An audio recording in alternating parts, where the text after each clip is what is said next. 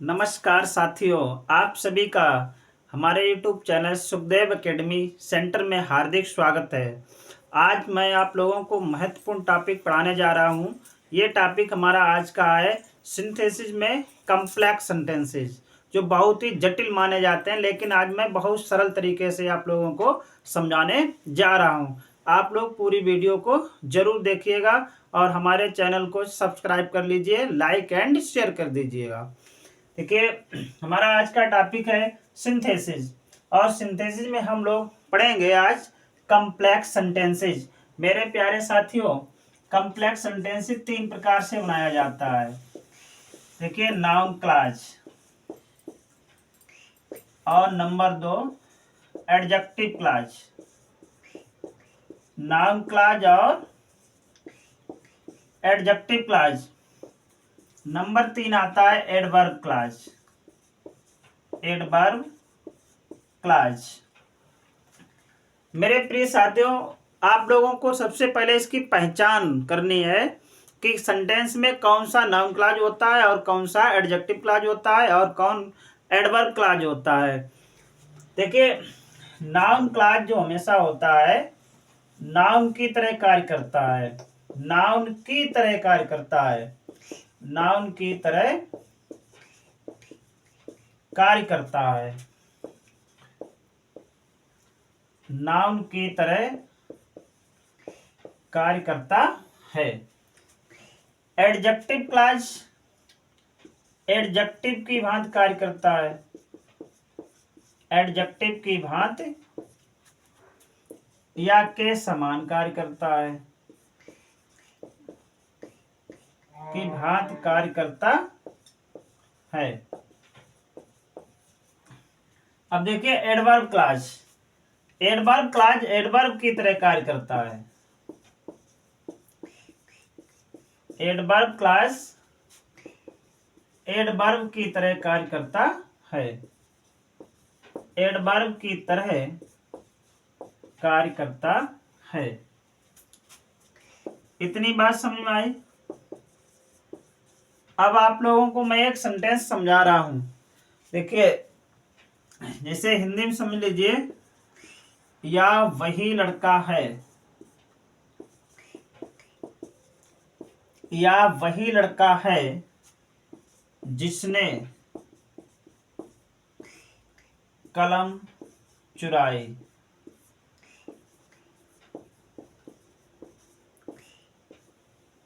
देखिए, या वही लड़का है जिसने कलम चुराई।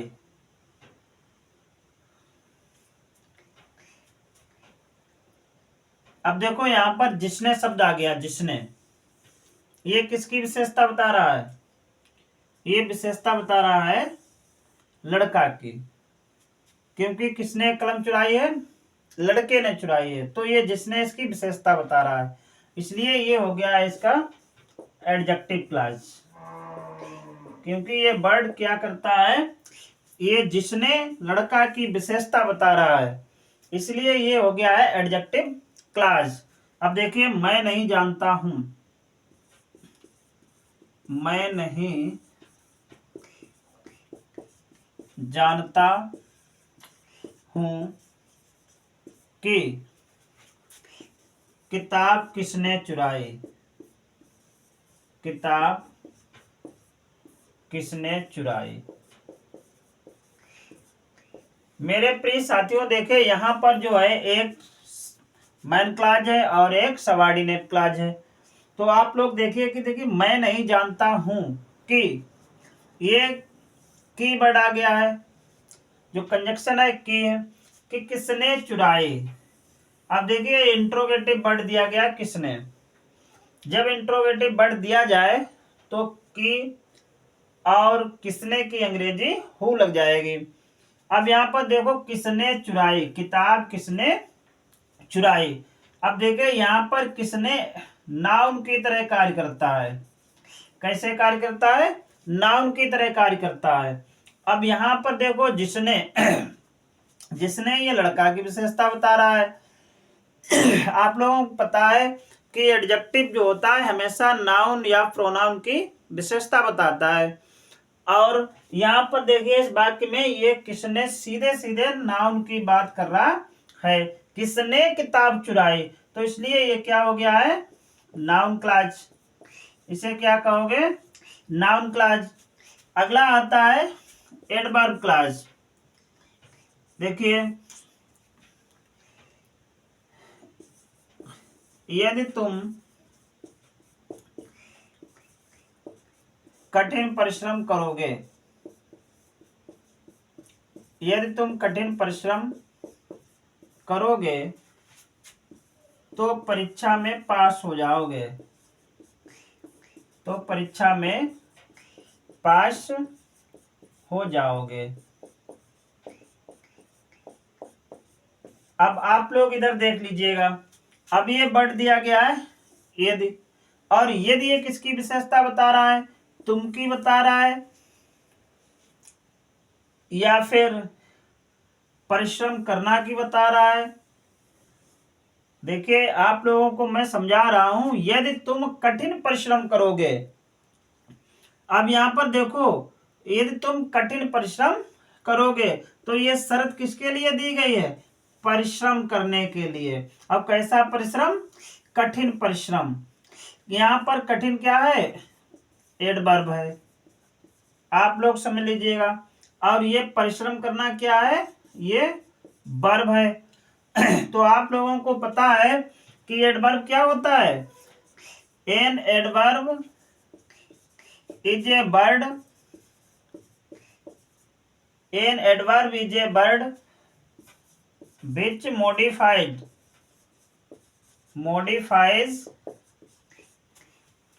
verb, adverb and adjective। देखिए एक एडवर्ब वह शब्द होता है जो वर्ब की विशेषता बताता है, एडवर्ब की विशेषता बताता है, या फिर एडजेक्टिव की विशेषता बताता है। अब यहाँ पर आप देखिए, यदि ये शर्त किसके लिए दी गई है, परिश्रम करने के लिए दी गई है, इसलिए ये वर्ब की विशेषता बता रहा है शब्द, तो इसे क्या कहोगे, एडवर्ब क्लॉज। अब मैं आशा करता हूं कि शायद आप लोगों के समझ में आ गए होंगे क्लॉज।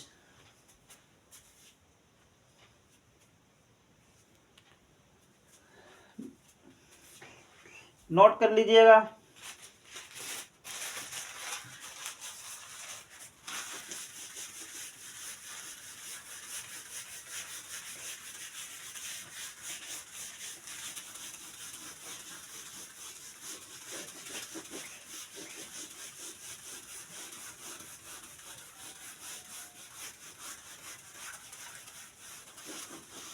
देखिए अब हम आप लोगों को पढ़ाएंगे नाउन क्लॉज। नाउन क्लॉज परिभाषा हमने लिखवाई दी थी, नाउन क्लॉज। अब देखिए, यदि सबऑर्डिनेट क्लॉज में संबंध आए, संबंध, तो क्या करोगे, हु। अगर संभाट आ जाए, समथिंग आ जाए, समथिंग, अगर आ जाए समथिंग, तब फाट का प्रयोग करोगे। अगर आ जाए समप्लेस, समप्लेस, तब भेयर का प्रयोग करोगे। अगर आ जाए समटाइम्स, समटाइम्स, तब भेन का प्रयोग करोगे। इतनी बात समझ में आ रही है। और सिंपल में हम कंजक्शन दैट का प्रयोग करेंगे। हम किसका प्रयोग करेंगे, कंजक्शन दैट का प्रयोग करेंगे। आप लोगों को बता दूं, जो सजीव चीजें होती हैं, सजीव, सजीव के साथ, वो किसके साथ आएगा, सजीव के साथ।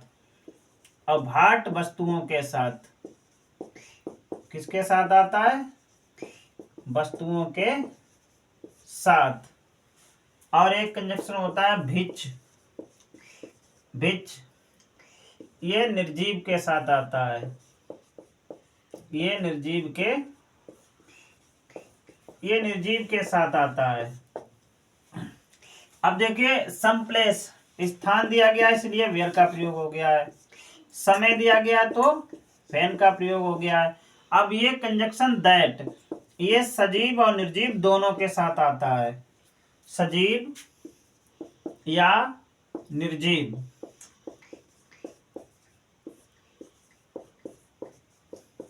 दोनों के साथ में आता है, ये सजीव और निर्जीव दोनों के साथ में आता है। अब आप लोगों को मैं एक एक सेंटेंस समझा रहा हूं। देखिए, I do not know, I do not know, एक सेंटेंस ये है। He is student of 12th class, student of 12th class. देखिए, I do not know he is student of 12th class. मेरे प्रिय साथियों, अब यहाँ पर देखो दोनों सेंटेंस जोड़कर देखिए, दोनों सेंटेंस के बीच में आपको कीवर्ड जरूर मिलेगा। देखो, आई डू नॉट नो, मैं नहीं जानता हूं कि वह 12th क्लास का विद्यार्थी है, तो ये सिंपल सेंटेंस है। अब आपको कॉम्प्लेक्स बनाना है, कॉम्प्लेक्स। देखिए, I do not know, I do not know, अब कंजक्शन दैट लगाओ, that he is student of 12th class, he is student of 12th class. Clear हो रहा है? अगला सेंटेंस देखिए, एवरीबडी नोज, everybody knows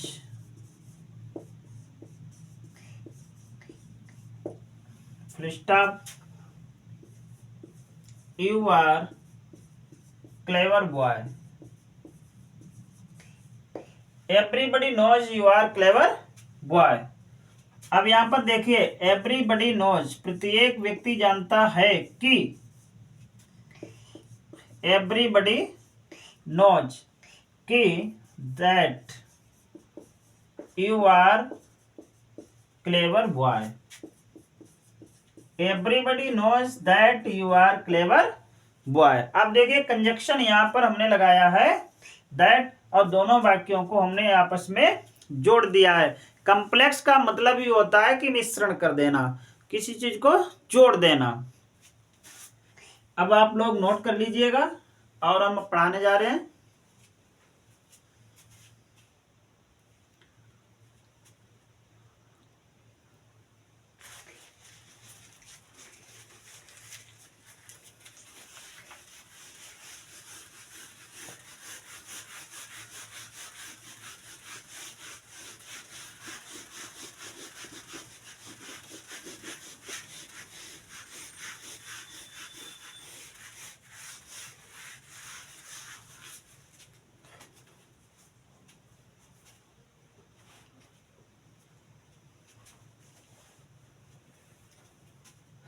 देखिए,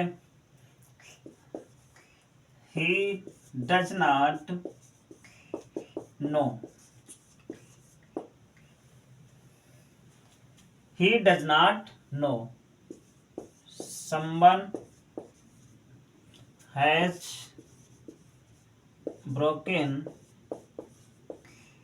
his table। देखिए मेरे प्रिय साथियों, इसे नोज कर दीजिए, ही नोज, वह जानता है, someone has broken his table, कि किसी ने उसकी टेबल को तोड़ दिया है। अब हमने आपको बताया, जब वर्ड आ जाए संबंध, तो कंजक्शन किसका प्रयोग करोगे? हु का प्रयोग करोगे। he knows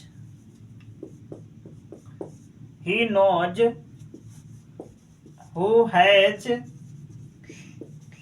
broken his table, someone knows who has broken his table। देखिए, सॉरी, he knows, वह जानता है कि किसने उसकी टेबल तोड़ी है, इसकी हिंदी है वह जानता है कि किसने उसकी टेबल तोड़ी है। समझ में आ रहा है? अगला सेंटेंस देखिए, आई नो फुल स्टॉप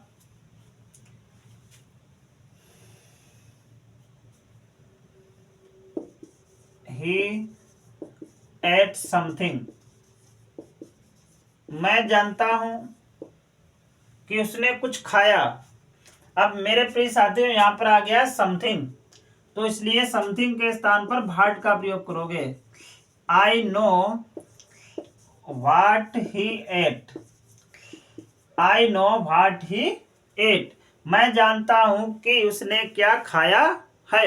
क्या खाया, पास्ट इंडेफिनिट का वाक्य है।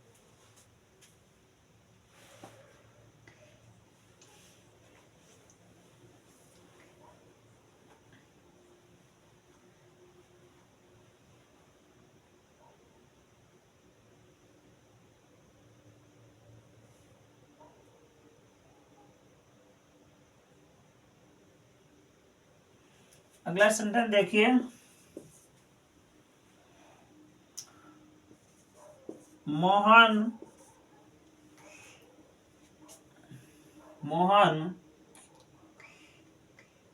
does not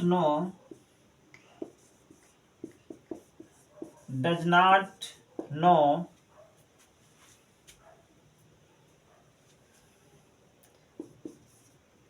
he।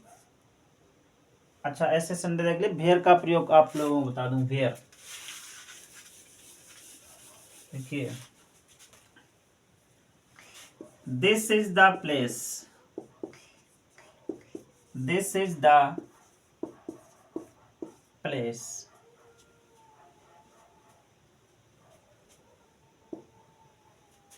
I was born somewhere, या देयर कर दीजिए। This is the place I was born somewhere। देखिए, दिस इज द प्लेस, या वही स्थान है, वेयर आई वाज born, जहां मैं पैदा हुआ था। समझ में आ रहा है? नोट कर लीजिए।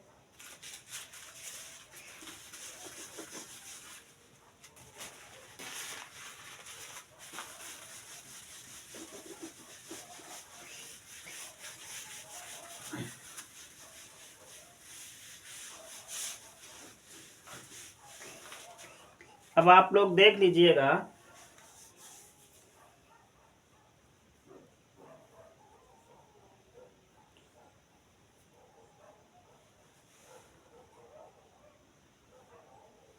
देखिए सेंटेंस में दिया गया है इंट्रोगेटिव का हो, आई do not know. I do not no. अगला सेंटेंस दिया है who is he. Who is he.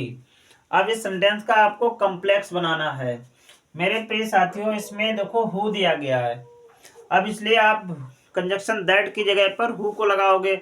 जब हु आ जाएगा तो ये दोनों का अर्थ देगा कि और कौन। कि कौन का अर्थ यहां पर देगा। देखिए, I do not know. I do not know. अब हु लगा दीजिए कंजक्शन की तरह।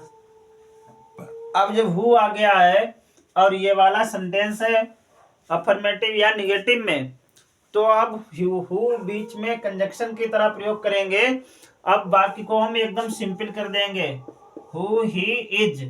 अब मेरे प्रिय साथियों, यहां पर हम फुल स्टॉप का प्रयोग करेंगे, ना कि क्वेश्चन मार्क का प्रयोग करेंगे। अगला सेंटेंस देखिए, देखो, do you know, full stop लगा दो। Do you know where does he go.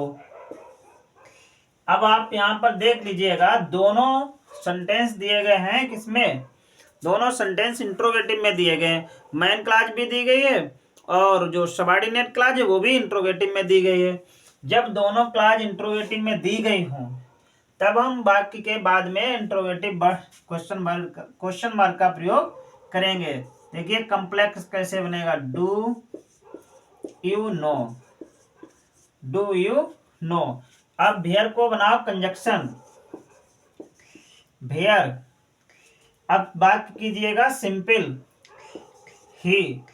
अब यहां पर आप ध्यान दीजिए, ये गो लिखा है, अब डज यहां पर लिखा है, तो ये प्रेजेंट इंडेफिनिट का वाक्य हो गया है। अब आपको ये बताना है कि जब कंजक्शन WH वर्ड हो जाता है तो बाद वाला वाक्य एकदम सिंपल हो जाता है। अब देखो ही एक वचन है, इसलिए गो के साथ में ES लगा दो, goes.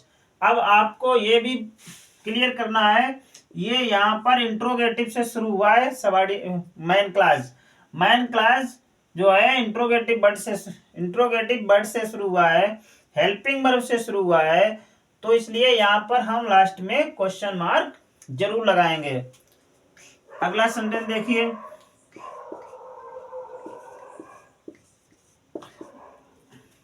I do not know, I do not know where are you living, where are you living। अब आप लोग इधर ध्यान दीजिएगा, ये जो दिया गया है class I do not no, ये मैन क्लास दिया गया है, ये किस में दिया गया है, अफर्मेटिव में, निगेटिव में, सीधे सीधे आप इसे कहिए असर्टिव में। किस में दिया गया है, असर्टिव में, और ये दिया गया है इंट्रोगेटिव में, ये इंट्रोगेटिव में दिया गया है। अब आप जब इसका कॉम्प्लेक्स बनाओगे तो आप क्वेश्चन मार्क बाद में नहीं लगाओगे, इधर समझ लीजिएगा। देखिए I do not know, I do not know. अब कंजक्शन वेयर लगा दो। जब कंजक्शन वेयर आ गया है यहाँ पर, अब वाक्य को हम एकदम सिंपल करेंगे, इसलिए यहाँ पर सब्जेक्ट लगाओ, यू आर लिविंग। अब आप लोग कहोगे यहाँ पर आपने फुल स्टॉप लगाया है, लेकिन यहाँ पर आपने तो क्वेश्चन मार्क लगाया है। मेरे प्रिय साथियों, जब ये मैन क्लॉज भी इंट्रोगेटिव में दी गई हो तब हम सबऑर्डिनेट क्लॉज के बाद भी क्वेश्चन मार्क लगाएंगे।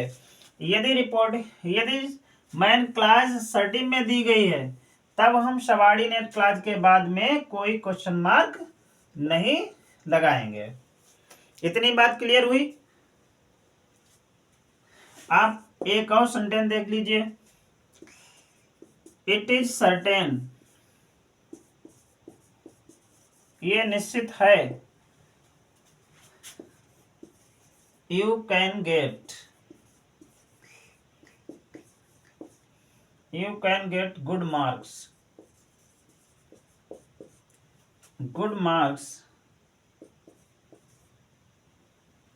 In exam.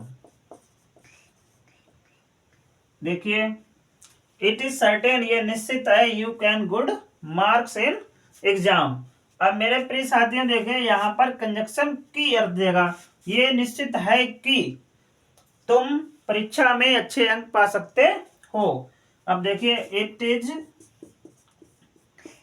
सर्टेन दैट, अब दैट कंजक्शन आ गया, बाकी जीव का तो उतार दीजिए, you can get good marks, you can good marks in exam. Clear हुआ? अगर समझ में आ गया है तो आप लोग हमारी वीडियो को लाइक कीजिए, शेयर कीजिए और हमारे चैनल को सब्सक्राइब कर लीजिए। Thank you.